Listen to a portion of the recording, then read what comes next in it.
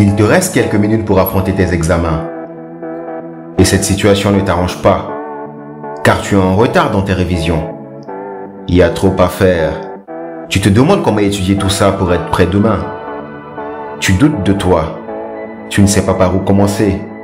Tu perds confiance et tu te détestes. Je suis dans la merde. J'aurais dû anticiper mes révisions. Je vais rater cet examen. Si seulement je savais.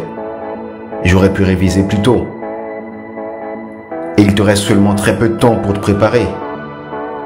Mais comment éviter la catastrophe? La première chose à faire, c'est de ne pas te culpabiliser. C'est d'accepter que tu es dans la merde et que tu vas tout faire pour la surmonter. Oui, tu as pris du retard, mais il est encore temps de réaliser l'impossible si tu te concentres sur l'essentiel. Commence par conscientiser et gérer ton stress. Lorsqu'on est en retard dans ses révisions, on a tendance à stresser car on ne sait pas comment on va rattraper le coup. Et le stress est d'autant plus important que tu te sois à la bourre dans tes révisions. Si tu te laisses envahir par ce stress, tu vas perdre tes moyens et tu ne vas rien faire de bien. Tu ne vas pas être concentré dans tes révisions de dernière minute et tu vas perdre énormément de temps. Or, pour une révision de dernière minute efficace, la bonne gestion de ton temps est indispensable. Ensuite, à ce stade, tu n'as plus le temps d'étudier minutieusement tous les contenus de ton cours. Tu n'as que quelques minutes, tu n'as que quelques heures.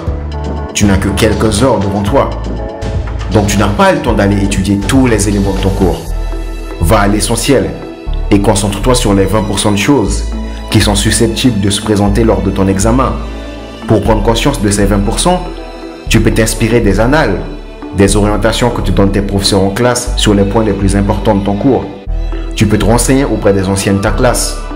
Dans le cas où tu as plusieurs matières à étudier, commence par accorder plus de temps aux matières à plus fort coefficient et à celles qui sont le plus fiables. De cette manière, tu auras un retour sur investissement garanti. Tu sais que tu vas miser sur les matières qui vont t'apporter les meilleurs résultats. Et tu peux repartir le temps de révision qu'il te reste entre ces différentes matières. Une fois que tu as réparti le temps de révision à ta disposition entre chaque matière, précise tes tâches dans des blocs horaires. Dans cette circonstance, il est plus judicieux pour toi de privilégier la qualité à la quantité, afin que tu ne t'attardes pas sur des détails.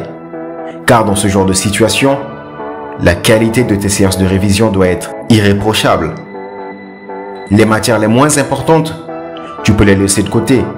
Tu repasseras dessus s'il te reste un peu de temps à la fin de tes révisions. Mais en attendant, fonce sur les priorités. Tu as une priorité, c'est de couvrir l'intégralité du programme avant le début de l'épreuve.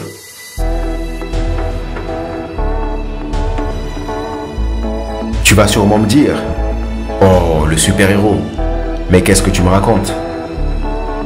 Je demande plus de temps pour réviser et toi, tu me demandes de dormir. Tu me demandes de gâcher mon temps en dormant.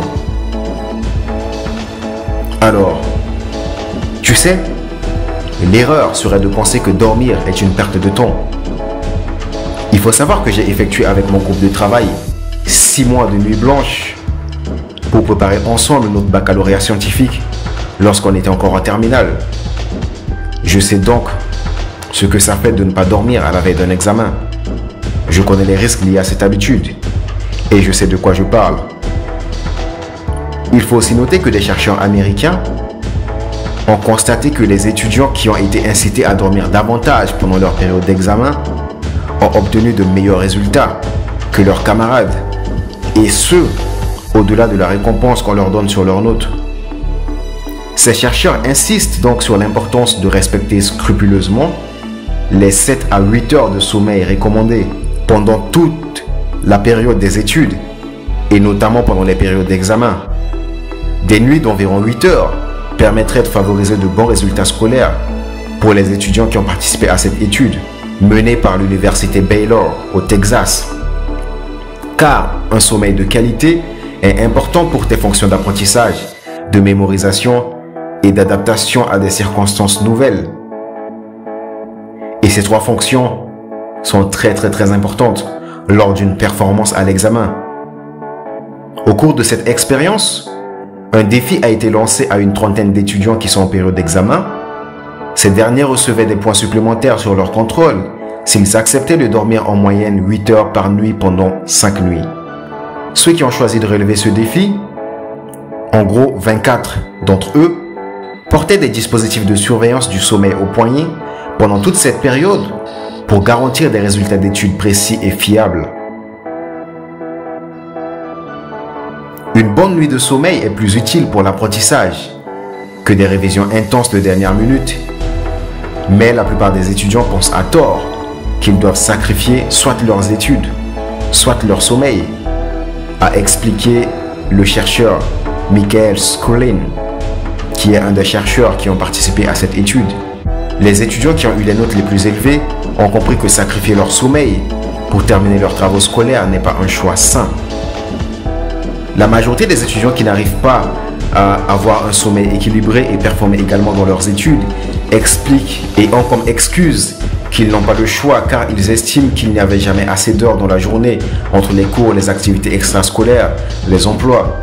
Et pour ce faire, ceux qui ont participé à cette expérience ont compris qu'il est nécessaire d'apprendre à mieux gérer son temps pendant la journée pour mieux se reposer le soir.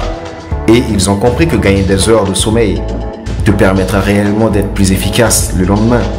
Et je vais t'inviter à adopter cette initiative le plus tôt possible afin que cela puisse devenir une habitude chez toi et que cela t'aide dans tes études. C'est que même si tu n'as pas eu le temps de réviser tout le contenu de ton cours, mais si tu as très bien dormi, si tu es frais le jour de l'examen, si tu es concentré le jour de l'examen, tu peux être surpris de tes performances lors de ces examens et des résultats que tu vas avoir. Cependant, sache que ce n'est quand même pas l'idéal de travailler à la dernière minute, d'être à l'arrache et d'être en panique parce que justement, tu n'as pas fait le taf avant. Parce que justement, tu as négligé tes séances de révision à un moment donné. Parce que tu remettais toujours à demain et tu ne faisais jamais rien. Mon invitation, c'est que tu évites de te retrouver dans des situations comme ça à l'avenir et que tu prépares toutes tes évaluations en avance, pas à la dernière minute. Et maintenant que tu sais que tu es sur la dernière ligne droite, tu sais ce qu'il te reste à faire. Tu sais ce qu'il te reste à faire.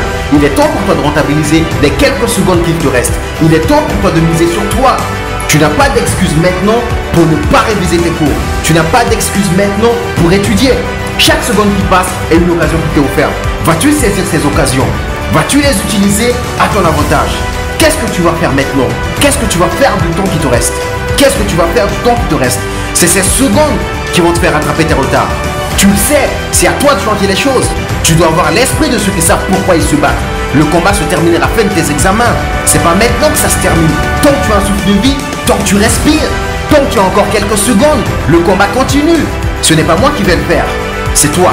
Tu peux le faire, car tu en es capable.